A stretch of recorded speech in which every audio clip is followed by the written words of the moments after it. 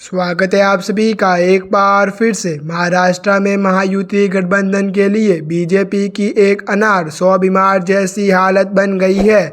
आलम यह है कि यहाँ पर सीट शेयरिंग शिद्दत बनती जा रही है। एक तरफ भाजपा के सहयोगी दल हिस्सेदारी की उम्मीद में दिल्ली का चक्कर काट रहे हैं, वहीं भाजपा नेता यह कहकर साथियों को हताश करने में जुटे हैं कि उनकी पार्टी सभी 288 सीटों पर चुनाव लड़े तो बेहतर होगा। गौरतलब है कि हालिया लोकसभा चुनाव में महायुति गठबंधन का प्रदर्शन अच्छा नहीं रहा था। महाराष्ट्र में कुल 48 लोकसभा सीटों में से उसके हिस्से में मात्र 17 सीटें आई है। वही विपक्षी महाविकास अघाड़ी ने 30 सीटों पर जीत हासिल की है। लोकसभा चुनाव में महायुति के पिछड़ने की कई वजह थी और इनमें से एक बड़ी वजह सीट शेयरिंग भी रही। ऐसे में भाजपा आगामी विधानसभा चुनाव में फूंक कर कदम रखने की तैयारी में है। पिछले कुछ अरसे से महाराष्ट्र में वैसे भी सियासी सुगबुगाहटें काफ़ी तेज है। ऐसे में देखना दिलचस्प होगा कि भाजपा एक बार फिर सहयोगियों के लिए पीछे हटती है या नहीं। महाराष्ट्र में भाजपा ने पहले ही सहयोगियों के लिए काफ़ी समझौते किए हैं। जब महायुति गठबंधन की सरकार बनी तो भाजपा ने सीएम पद एकनाथ शिंदे को दे दिया, लेकिन अब सीट शेयरिंग में पेच फंस रहा है। एनडीटीवी के मुताबिक भाजपा कुल 150 सीटों पर चुनाव लड़ने की बात कर रही है। वही सीएम एकनाथ शिंदे की शिवसेना 100 सीटों से कम पर राजी होने के लिए तैयार नहीं है। दूसरी तरफ डिप्टी सीएम अजीत पवार की पार्टी कम से कम 80 सीटों पर चुनाव लड़ने का मन बनाए हुए है। अब सवाल यह उठ रहा है कि आखिर कौन समझौता करेगा।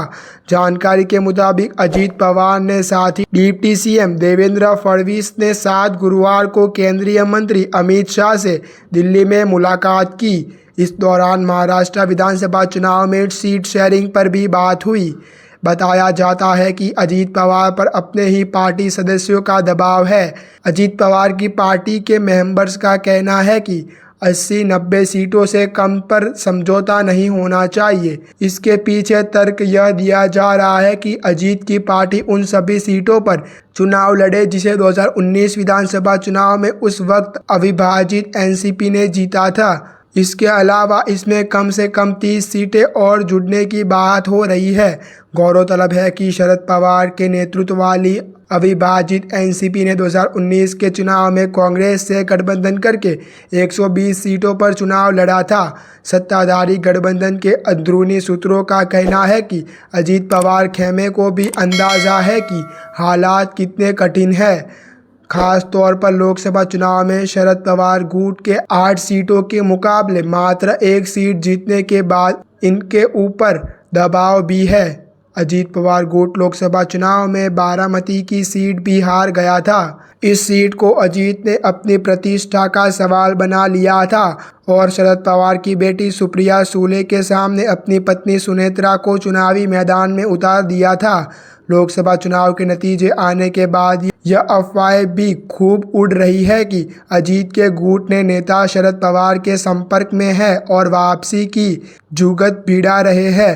अब अजीत पवार के रूप दबाव है कि वह आगामी विधानसभा चुनाव में अधिक से अधिक उम्मीदवार खड़े करे ताकि पार्टी को टूटने से बचाया जा सके। ऐसे ही अच्छे न्यूज़ जानने के लिए आप हमारी यूट्यूब चैनल को सब्सक्राइब करना ना भूलें।